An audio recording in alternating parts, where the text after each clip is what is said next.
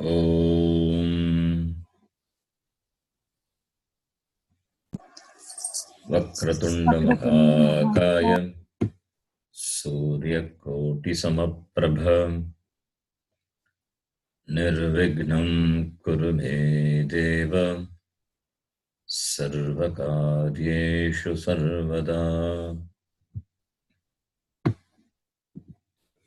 Saraswati Namastubhyam Varade Kamarupini Vidyarambham Karishyami Siddhir Bhavatame Sada Gurave Sarvalokanam Vishaye Bhavaroginam Nidhaye Sarvavidyanam Dakshinamurtaye Namaha Ishvaro Gururatmeti Murti Bheda Vibhagine Vyomavat Vyapta Dehaya Dakshinamurtaye Namaha Sadashivasamārambhām Shankarācārya-madhyamām Asmadācārya-paryantāṃ Vande Guru-paraṁparāṃ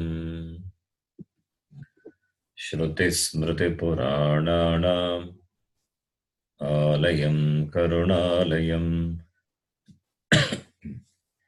Namāmi Bhagavad-pādam Shankaram Lokashankaram Sakshat Kritam Dayanandam Paramarthasvarupinam Tattvajnana Prashastaram Pranatosmi Param Padam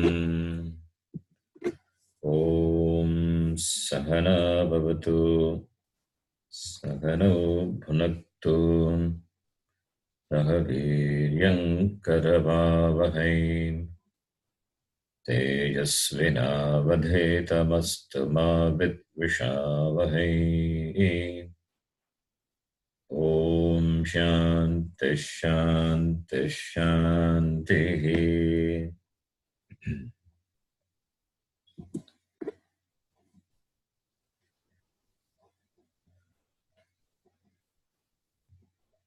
Today is our 15th class 2, the introduction to Vedanta.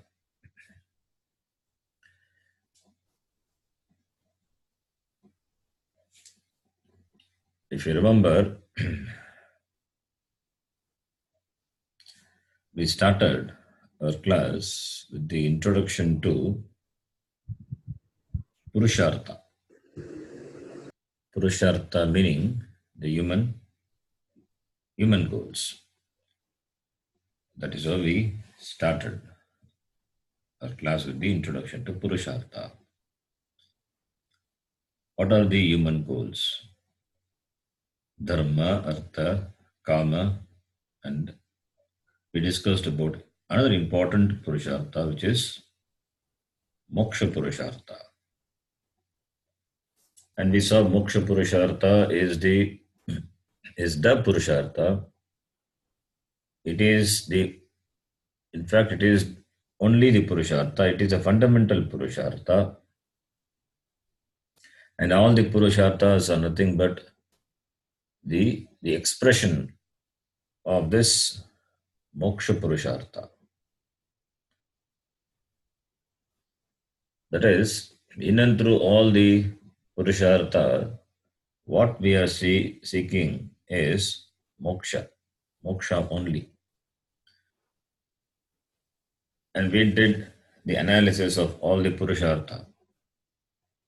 And finally, we concluded that what I want is freedom from the sense of wanting, freedom from the sense of seeking. In Dharma, Artha, Kama, there is always a seeking. Seeking is there. But after you gain what you sought after, still you don't feel adequate, comfortable. You don't feel complete. You don't feel happy, permanently happy. The sense of being, the sense of being a seeker, the sense of wanting continues. Once one thing is accomplished, then another thing is desired. We set another goal. We don't stop with gaining only one thing, and that too, gaining a thing is not easy. It involves a lot of effort and involves a lot of dukkam. Pain is there, and the thing is, it is not going to be permanent. Also, we saw the defects of the end, what we gain through dharma, artha, kama. Therefore, without knowing what we really want, we are seeking through the dharma, artha, kama, purushartha. But what we want is moksha. That not realizing that our effort, our effort goes towards in gaining the ends which are perishable, which are temporary, which are anityam, which are fraught with defects, which are fraught with defects, which causes dukkam, which perpetuates samsara. So many defects we saw, the ends of the dharmartha, kama purushartha. And finally, we discussed the last purushartha, and we realized that that is a purushartha, that is freedom is what I seek in all the way. Freedom from the sense of inadequacy. Therefore, moksha means what? Moksha means not traveling somewhere, not going to Vaikuntha or not going to Kailasha. It is all the,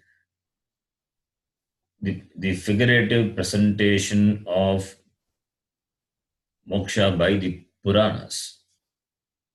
For a bhakta, for a devotee who is in the beginning stage of spiritual life, it is presented, moksha is presented as a destination to be reached. For a Vishnu Bhakta, it is Vaikuntha. For Shiva Bhakta, it is Kailasha. For a Krishna Bhakta, it is Goloka. Iti, different lokas, for different devotees are presented in Puranas. So therefore, moksha is not the place of destination. It is no travel is involved. If travel is involved, any place you reach, any place that is reachable in time, which is separated in time, that is going to be limited again. It is going to be limited. Even if you are present all the time near God, always there will be a feeling of separatedness will be there. The feeling of separatedness. I am different. Oh God, you are different. The difference will cause limitation. That abeda will cause limitation. The sense of inadequacy is because of this difference. The difference between me and God. If you understand God in that sense, then the difference is going to continue. The difference causes inadequacy. And the cause of inadequacy, if you analyze, it is centered on I. It is centered on I. It is centered on me. That is the I, capital I. But taking for granted the I is inadequate. Therefore, blindfolded, pursue different we pursue different goals, but no goals seems to be satisfactory. Why? Because the problem is centered on I. The problem is centered on I. The problem is the sense of inadequacy, and it is centered on I. And you are trying to solve the problem by gaining ends which are limited. The problem is with the I, but you are trying to solve the problem with the world by gaining things which are available in the world. The world is limited. The world is, there is no problem with the world. The world, we cannot blame the world. The world being what it is fine. The problem is not with the world that it is limited. The problem is with us that I feel I am limited. That is why we pursue different goals and achieve different things of the world. But since the world being limited, the sense of limitation continues. Even if you accomplish the whole world, that is what Yamadharmaraja tells Nachiketa in Kathopanishad. Umir Magadayatanam Brinishva. Swayam cha jiva sharado yavadikchasi. He says, you be the king of the entire world and you live as long as you like. But Nachiketa is an excellent disciple, highly discriminative. He says, will it be permanent? Will it give me completeness? Will it give me happiness? Will it remove the sense of inadequacy? No, it will not. And what's the point? We cannot blame the world. The world being what it is limited, fine. The problem is with me. The problem is centered on me. So, not solving the problem where it is, I'm trying to solve the problem of the world. We are not trying to diagnose the problem and dissolve it and take remedy for it. Instead, we are trying to cure only the symptoms. All the three Purusharthas, Dharma, Artha, Kama, they are symptoms carrying only. They are only carrying the symptoms, but the problem is not solved. The problem is, I want to be free. I want to be free. It means everybody seeks. Everybody seeks. Everybody seeks dharma, artha, kama. It means everybody is seeking moksha only, not knowing what they are seeking. Therefore, to know that, to understand that I am in search of moksha, I want freedom, is a very big thing. That is the beginning of the spiritual life. That is the beginning of spiritual life. I am a seeker of moksha.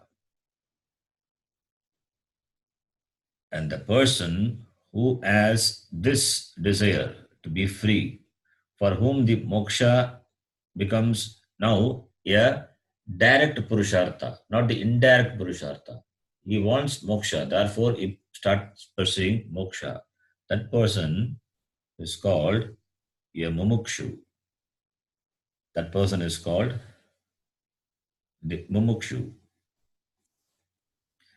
Moktum icha mumuksha. And the person who is into this purushartha directly, not seeking through dharma, artha, kama, knowing that they are limited, therefore now he has become a mumukshu. He has become a mumukshu.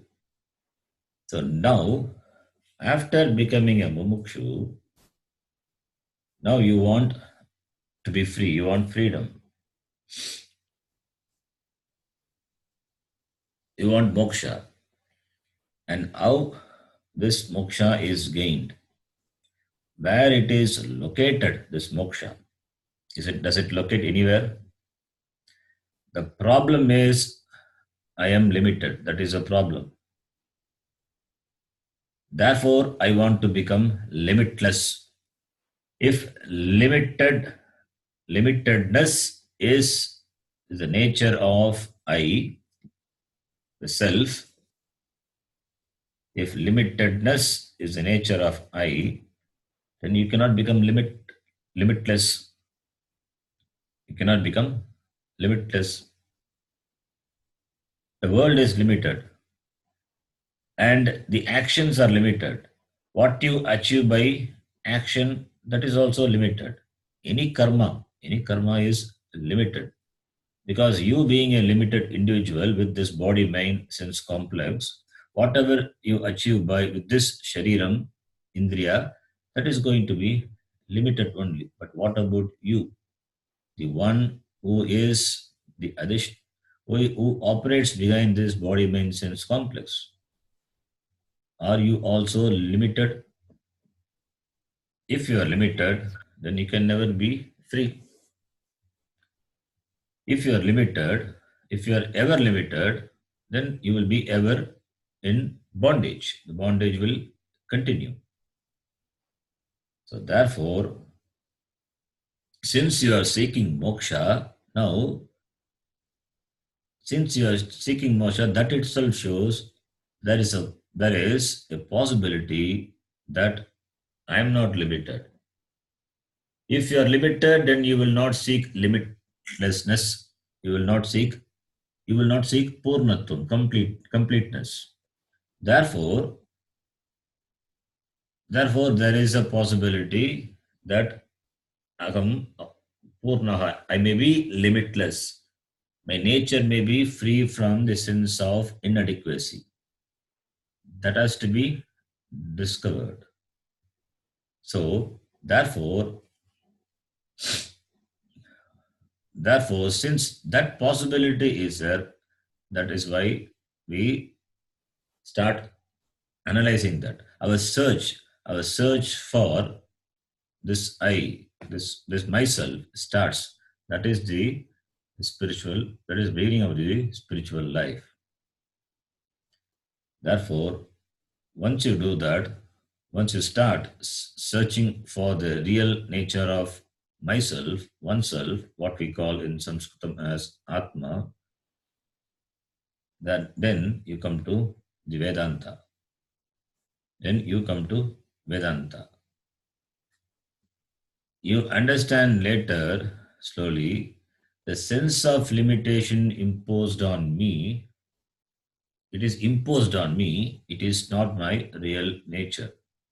There is a wrong understanding about myself. I confine myself only to this body mind sense complex. Therefore, I think myself to be limited. Since I have a wrong understanding, that is called ignorance. And because of that ignorance, I do a lot of mistakes. The ignorance leads to a sequence of mistakes. You have ignorance, and therefore you have wrong conclusions about yourself, and your pursuits are different. So, and keep keep struggling in life, not reaching, not gaining what you want, and you never feel happy. So, unhappiness continues, dukkha continues. So, what is the cause of this dukkha?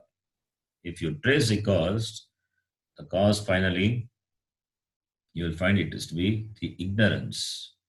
Ignorance, it leads to a mistaken knowledge about myself, and this lack of knowledge or the wrong knowledge about myself is a cause of all dukkham, all samsara. That is how we started our discussion. And for knowing the real nature of myself, what are the pramanams available? That is how our topic of pramanam started.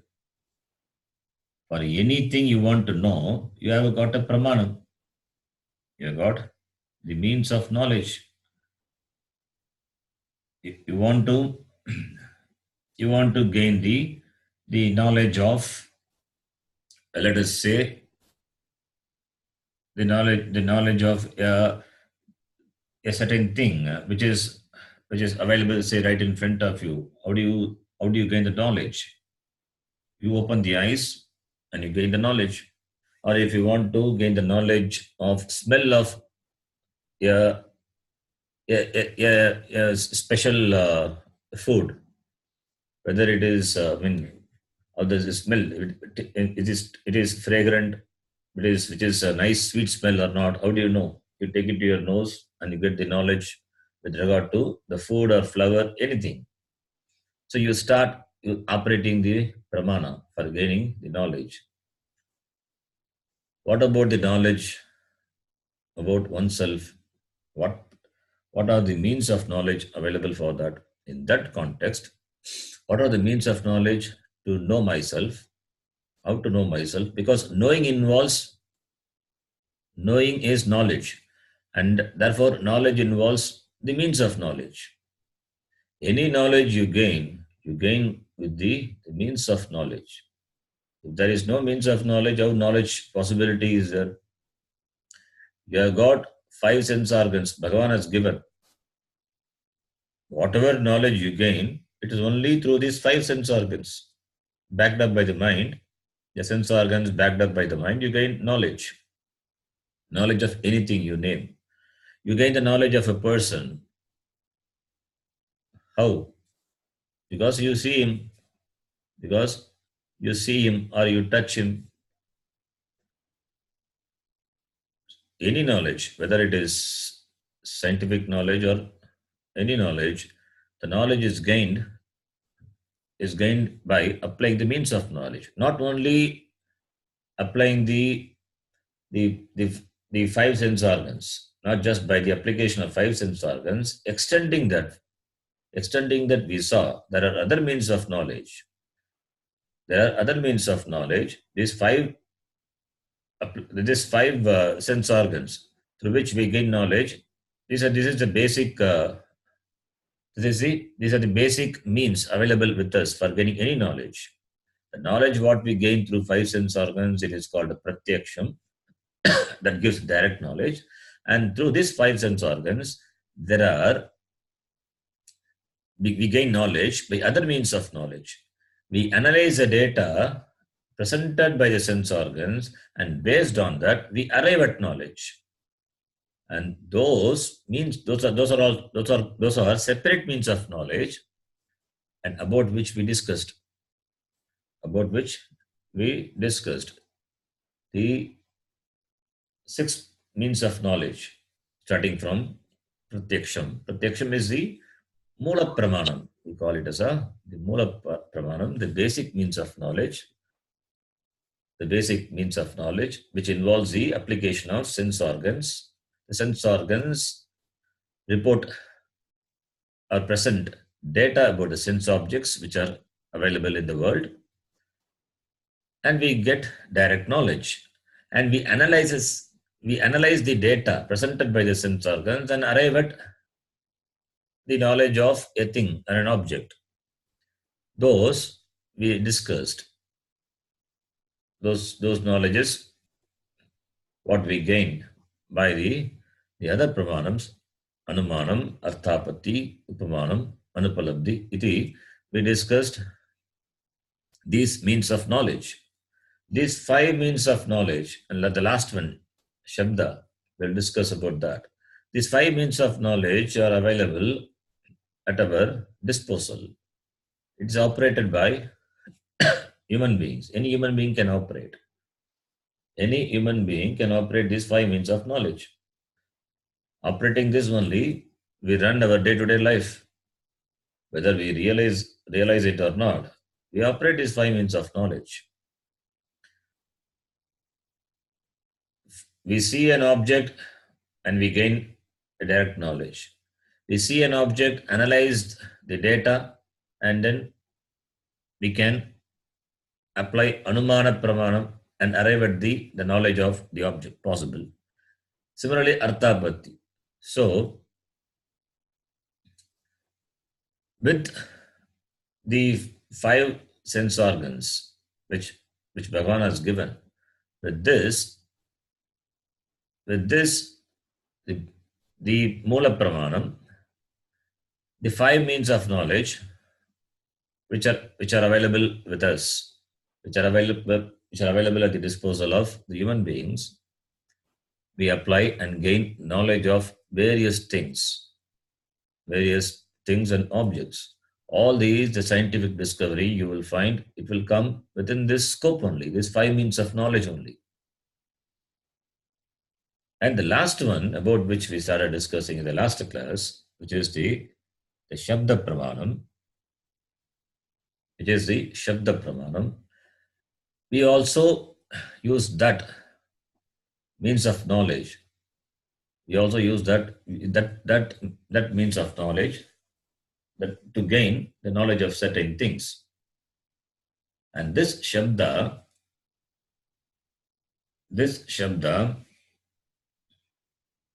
Pramanam, in the context of knowing oneself, in the context of gaining self knowledge, this Shabda Pramanam, it's not available with human beings. In the context of gaining self knowledge, and the knowledge of myself will give moksha, in that context, the Shabda Pramanam is not available with myself. It is not available with human beings. We'll come to that discussion a bit later. Now, not in that context, in other contexts, Shabda is also a Pramanam only. That also we operate. In our day-to-day life. Now, let us understand what this Shabda is. You can very well understand the other six pramanams, Pratyaksham, Anumanam, Martapati, Upamanam, Anupalabdhi, about which we saw with examples. Now let us understand this Shabda also is a means of knowledge. Why? Because we may have some doubt how Shabda can be a means of knowledge, how it can generate knowledge. For to be a means of knowledge, we saw the conditions. It should generate knowledge. It must have some usefulness.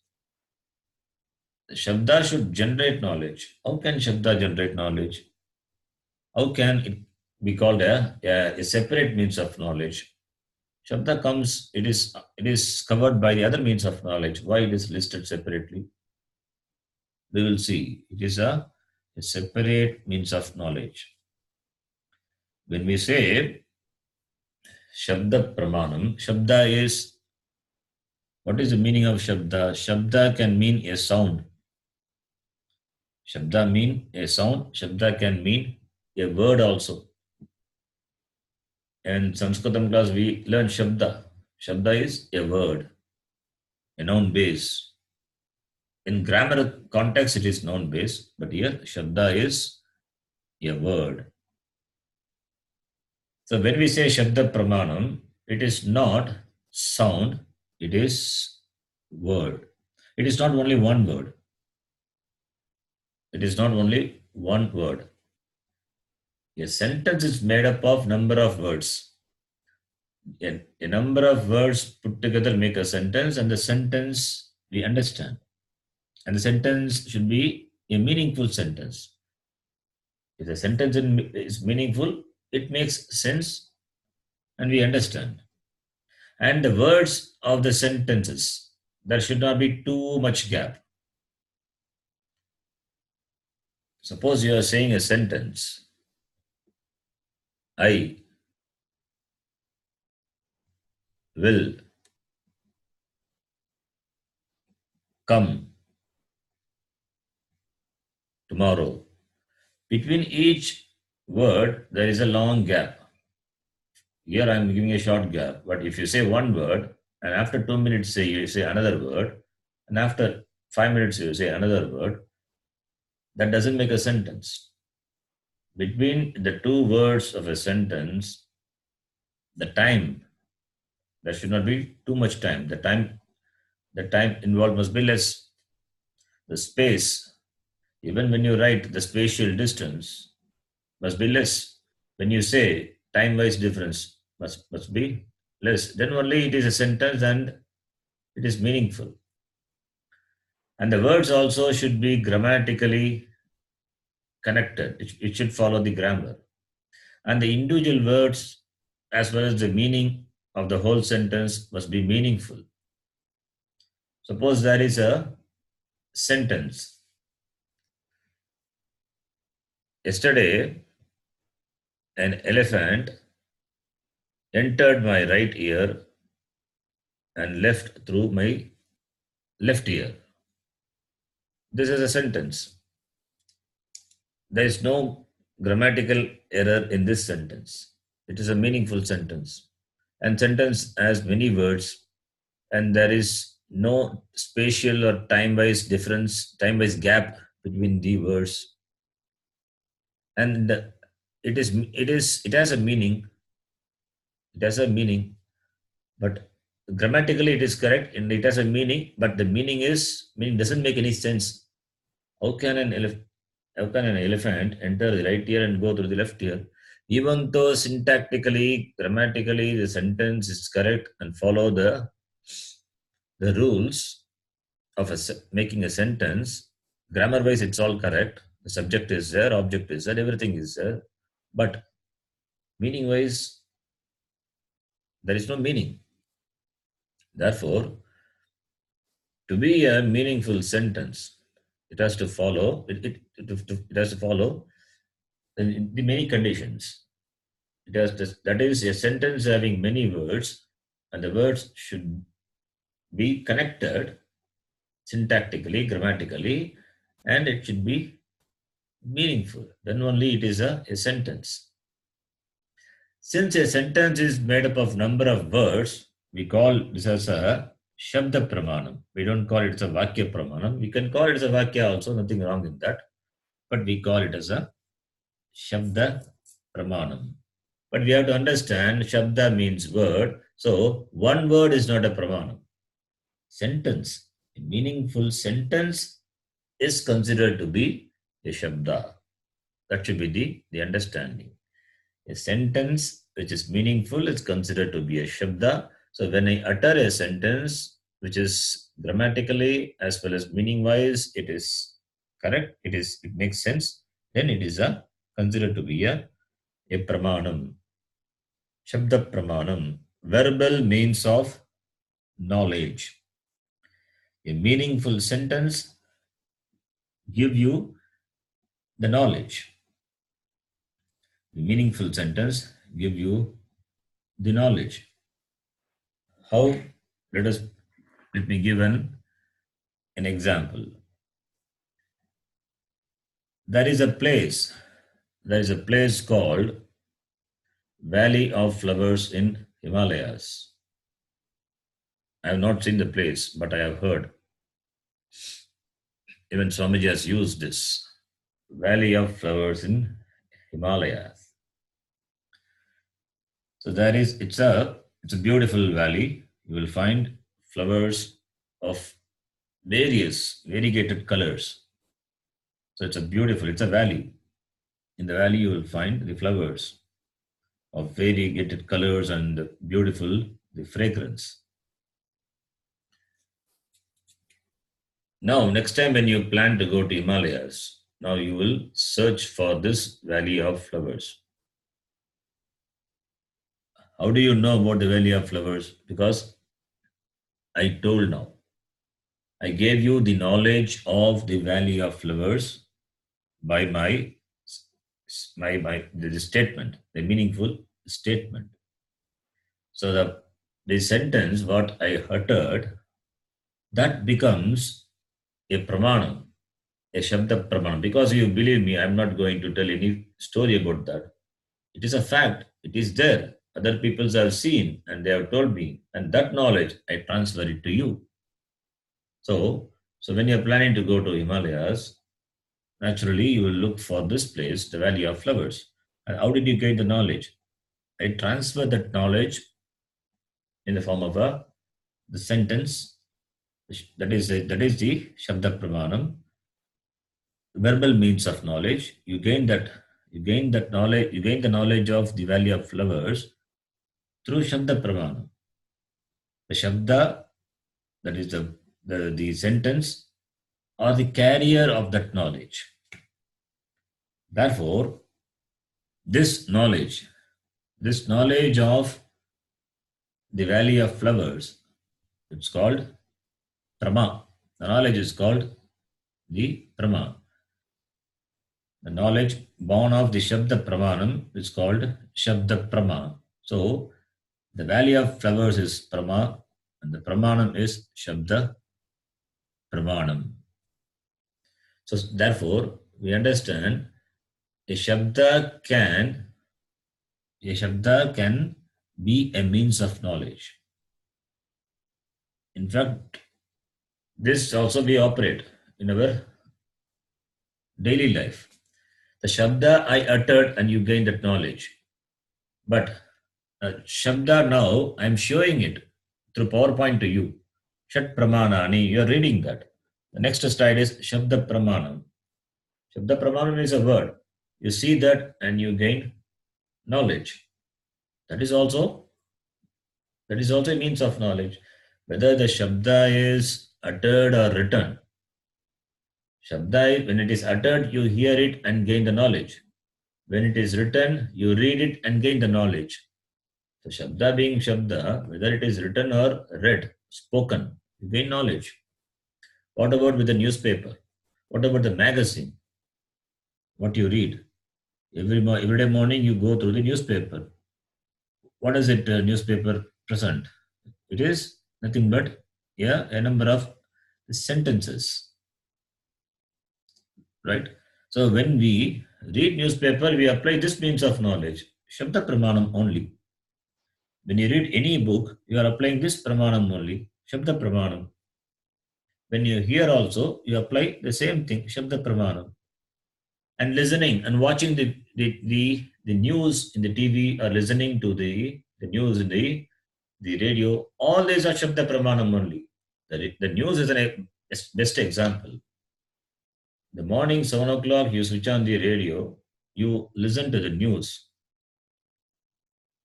What happens there? The person who reads the news, he presents you a number of sentences. And the sentences, they are the carriers of knowledge. You gain the knowledge. It is a Shabda Pramanam. If Shabda Pramanam is not there, then the listening to the news or watching the TV will not be there. Paper will not be there. Newspaper will not be there. Since we accept those as means of knowledge, therefore we listen to the news. Therefore we read newspaper. It is there. These are the Shabda Pramanam. Therefore, this Shabda Pramanam is the sixth means of knowledge. It is to be appreciated as the sixth means of knowledge. When I utter the words, it gives you knowledge. When you see things, that also give knowledge. When you hear to the words of person, that gives knowledge. When you read the sentences, when you read a book, that also gives knowledge. So this knowledge, which you gain by this Shabda Pramanam, can be a direct knowledge or can be an indirect knowledge also. Can be an indirect knowledge also. If the object of knowledge, it is available within the range of your sense perception, then it becomes direct knowledge. If the object of knowledge referred by the Shabdas, if it is within the range of your perception, sense perceptions, then it is a direct knowledge. For example, a postman comes. He comes to deliver a post, a letter, he calls for my name. In fact, when he knocked at the door, it was me who opened the door. Now, the postman asks for the person. He wants to deliver the letter. Therefore, he's asking, who is Sharon? I say, it's me. It is myself. Now, because it is a registered letter, the person has to sign. I have to sign. Now, when I say, I am Sharon, then the postman gets a knowledge. Is it direct knowledge or indirect knowledge? He gets a knowledge immediately, direct knowledge, because I am right standing in front of him. In fact, I was a person who opened the door. So he hands over the letter to me.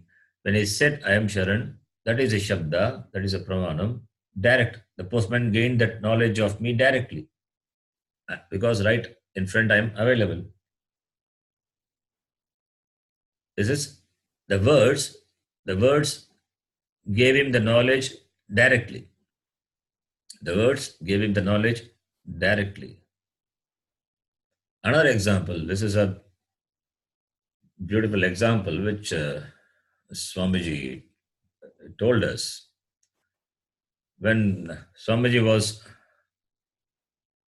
traveling, traveling in a flight from Chennai to Delhi, was going to Rishikesh. So from Chennai to Delhi, from Delhi to Rishikesh. So that was his plan. So when he was traveling in the flight from Chennai to Delhi, next to Swamiji, there was a, a foreigner, a foreign national was sitting, and this foreign national was so bulky. In fact, he occupied, he penetrated into the space of even Swamiji. In fact, he kept his thigh on the Swamiji, and Swamiji's thigh was being it is crushed by this person. So tightly was sitting because he's a fat person, poor man, what to do? So Swamiji was sitting next to him. And then a conversation started between these two people. He asked, Swamiji, where are you going? He said, I'm going to Delhi, and from there I'm going to Rishikesh. That person also said, I'm also going to Rishikesh. I'm also going to Rishikesh. Then somebody asked, where are you going to Rishikesh? Where are you going there in Rishikesh? He said, I want to go to the Dayananda ashram. I want to go to the Dayananda ashram. Then he asked, whom do you want to meet in Dayananda ashram? I want to meet Swami Dayananda Saraswati. Now the person sitting next to him is the person Swami Dayananda Saraswati. And this person whose thigh very well rests on the thigh of Swami Dayananda Saraswati doesn't know he is Dayananda Saraswati. Now, how to give him the knowledge? Swamiji said, I am the person, I am that Swami you're looking for. I am Swami Dayananda Saraswati. This sentence, it gave him knowledge. This sentence, it gave him the knowledge, and the person whom he was searching, whom he was looking for, is right in front of him. And the words, the Shabda, gave the person a direct knowledge, immediate knowledge, in fact, immediate knowledge. So, this is we call the verbal testimony, verbal means of knowledge. So, the words can give you direct knowledge. The words can give you the direct knowledge. If the object of perception it's within a certain range, it gives you the direct knowledge. Similarly, the words can give you indirect knowledge also. Like the example what I gave, the valley of flowers. The valley of flowers, it's not a direct knowledge because you have to verify it. Next time when you go to Himalayas, you have to go and verify whether there is a place called Valley of Flowers. But the knowledge is Knowledge is indirect. It is there. It's not a story. There is a place. Therefore, the knowledge what you gained is an indirect knowledge, not direct knowledge. Like in the case of that person realizing that the Swami next to him is Swami Dayananda Saraswati. So, indirect knowledge in Sanskritam is called Paroksha Jnanam. Indirect knowledge in Sanskritam is called Paroksha Jnanam. And the direct knowledge is called Pratyaksha. Pratyaksha Jnanam. The postman who got the knowledge that I am Sharan, that is Pratyaksha Jnanam. And the person sitting to Swamiji realized he is the person who is looking for the Saraswati. Direct knowledge. The Shabda-Pramanam gave him Pratyaksha Jnanam, direct knowledge. And the knowledge of valley of flowers, it is Paroksha Jnana. It is indirect knowledge. It has to be verified. You can go and verify, but you got some knowledge about the place. Therefore, Shabda Pramanam, the words can give you Pratyaksha Jnanam as well as Paroksha Jnanam. The Pratyaksha Jnanam, Paroksha Jnanam, that depends on the availability of the objects within your sense perception. Okay. Now, what is the context here now? Now we are interested in Atma Jnana. We are interested in self knowledge. Why are we interested in self knowledge? Because the self knowledge will remove the wrong notion about myself. The wrong notion about myself is the cause of all problem. The wrong notion about myself, that is a mistake. That mistake is the cause of samsara, my problem, the bondage, the feeling of limitedness.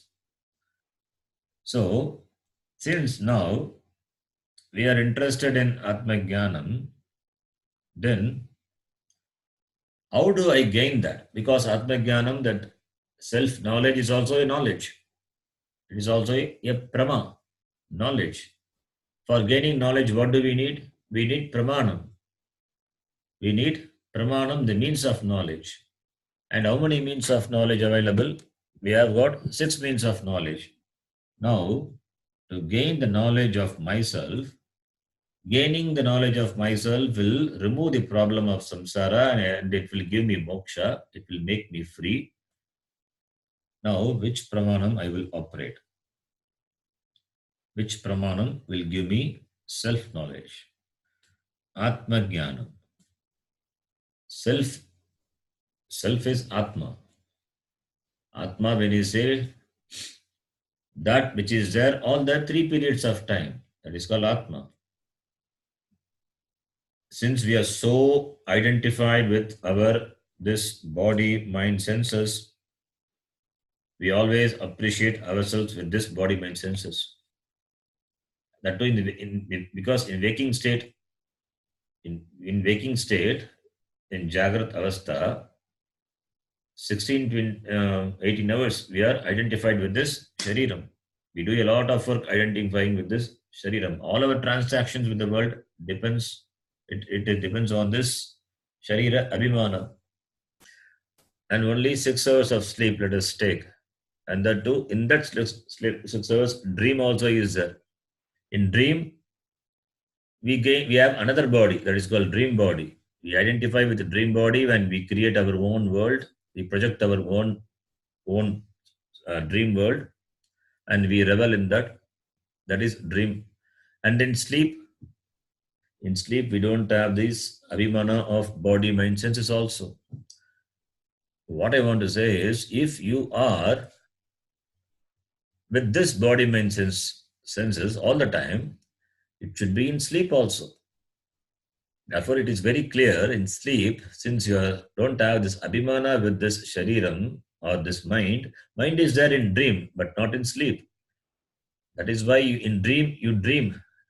In dream, you create your dream world because of the projection of the mind. And in the waking world, sense organs are there. In the dream world, senses are not there, only mind is there. And in the sleep state, deep sleep state, nothing is there. But you are alone there. How do you know that you are there? When you wake up, you tell that. When you wake up from the deep sleep, what do you say? I had a nice sleep. I had a very good sleep, sound sleep, you say. I was so relaxed, you see. So the memory of your deep sleep is recounted when you wake up. So what I want to say is, since in deep sleep you don't have this abhimana identification with this body, mind, senses, therefore you cannot say, I am this body, mind, senses. You cannot say, only you cannot say. You cannot say, I am this body, mind, senses only. If you are this body, mind, senses only, in deep sleep, who are you? Where were you? In deep sleep, you alone was there. There was no identification with this body, mind, senses. And you were so happy. But when you wake up, you gain body consciousness, mind consciousness, and senses, everything comes to operation. But therefore, you, without any identification, in your natural state, were there in deep sleep. If you were there in deep sleep, you will be there in waking also. You will be there in dream also. So you are present in all the three states. That is what I said. In all the three states of experience, you were there. The one you, the one who was there, who is there in all the three states of experience, because of whom this body, mind, senses gain the consciousness as this sense of consciousness, that is called Atma. That is Atma being what it is identifying with this body, mind, senses. It seems as though limited. That limitedness attributed to Atma, that is myself. When you say I, that is Atma. That limitedness attributed to Atma is because of this body, mind, senses. And identified with this body, mind, senses, we do a number of actions in the waking world. Identifying what causes what is the problem of this identification. Identified with this sharira, manas, buddhi, it limits me. This limits me, the limitless me. This limits me, the limitless me. That is a problem. Atma is not limited. How do we know? In sleep itself, we know it is not limited. So therefore, the unlimited, the complete, the Purna Atma seems to be limited. It seems to be the limited. Therefore, the knowledge of Atma is not clear. It is not clear. There is some mistake we do. Mistake is caused, a mistake is done with regard to the knowledge of Atma. With regard to the knowledge of Atma. Therefore, we need self-knowledge. We need self-knowledge, Atma-jnanam. And Atma-jnanam removes the mistake, and the removal of that mistake gives me moksha, gives me the freedom, gives me the knowledge that I am free. That lack of knowledge is the cause of problem. Therefore, to gain that knowledge now, to gain the knowledge about myself, which pramanam will I operate? These are the pramanams available. These are the pramanams available, and the pramanams and its limitations are given. And this pramanam and its limitations are given. So, with this available pramanams, we have to operate. We have to operate with this means of knowledge and gain the knowledge of myself. That only will remove samsara. That only will remove the sense of limitedness. Therefore, which pramanam will you use? Do you use pratyaksham or anumanam or arthapatti or upamanam or anupalabdhi or shabda? My words, the Shabda, what I spoke, maybe it would have given some hint, some knowledge about Atma. So far, if you have not heard the word Atma, some knowledge about Atma you would have got. Atma is myself. I am endowed. I am with this body mind sense complex, do a lot of actions in the waking world. But this body mind sense complex, I enjoy that. But they are not me. Some knowledge. And who am I? I'm the person who is completely present in deep sleep. Some knowledge you would have gained about Atma. How did you gain? Through my words. Through my the words you gain the knowledge. Did you apply pratyaksham? Can you gain the knowledge of Atma through pratyaksham or any other pramanam? No. It is because of Atma any pratyaksham is possible. It is because of Atma only sense organs operate. In the absence of Atma, sense organs don't operate. Like in dream, the sense organs don't operate. In the deep sleep, sense organs don't operate. So you are not there for the sense organs to objectify sense objects. And sense organs cannot objectify you because you are the person operating the sense organs. How can sense organs objectify you, the Atma? Therefore, Pratyaksha has no scope. Pratyaksha has no scope in objectifying you. That is why some people they say, since I am not objectifiable, they identify comfortably with this body mind senses and they they enjoy the world to the maximum extent as they can. They are called materialist.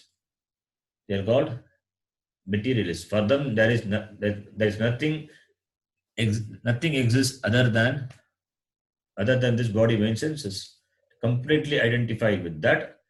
Their philosophy is enjoy the world, experience pleasure, avoid dukkham. So they don't bother about the consequence of their action. They don't bother about papa punya because it is not there. When you say papa and punya for any action, papam punyam, who will take the responsibility of papa and punya? If you are just the body mind sense complex, then if this life, in this life, whatever you do, papa and punya, that that experience of that, it is going to come only in this life. In fact, they don't accept papa punya because it is only yeah it's only revealed by Veda, which is a totally a different pramana. Since they don't accept papa and punya, therefore their actions are always governed by the stimulation of the senses. Whatever pleases my senses, I do it because because being identified with this body mind senses, gratification of senses and gratification of the body, it is what the main goal. That is called the materialistic attitude, materialistic people. We have such people also. We have such people and such philosophy also are there in our system. That's what we call the Charvaka philosophy, materialistic philosophy.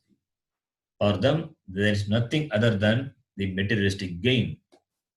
Whatever they enjoy with these five sense organs, they are real for them. They are real for them. They never thought about the person behind operating the sense organs. The sense organs operate in the presence of that person. That person they never bother. They don't accept because that person is not available for objectification. Therefore, he is not there according to them. So, but it's not a simple common logic. The sense organs operate in the presence of whom? That person you cannot dismiss. In the presence of him only, all the sense organs operate. So, and since sense organs cannot objectify it, therefore, materialistic people, they never, they don't accept the presence of Atma. Therefore, they don't accept God. Therefore, they don't accept Papa and Punya, good karma, bad karma. All these things are not for them. That is a separate philosophy, materialistic philosophy, Charvaka. Papa Punya will come only when you accept Veda. That is a Pramanam, separate Pramanam. Therefore, Pratyaksha Pramanam as a limitation with regard to the objectification of myself, the Atma. What about the other Pramanams? Do, do they have any scope of gaining in gaining or giving me the knowledge of Atma? We will see. We will analyze each Pramanam one by one, and finally we will conclude the Shabda-Pramanam is the only means of knowledge through which we can gain the knowledge of Atma, and how Vedanta reveals that knowledge. We will see. We will see one by one the next class. Stop here. Om Purnamadav Purnamidam Purnat Purnamudachyate Purnasya Purnamadaya Purnamevavashishyate. Om Shanti Shanti Shanti. Harihi Om Shri Gurubhyo Namaha. Harihi Om. धन्यवाद धन्यवाद शरण जी. धन्यवाद गुरुजी. धन्यवाद. धन्यवाद गुरुजी. धन्यवाद गुरुजी.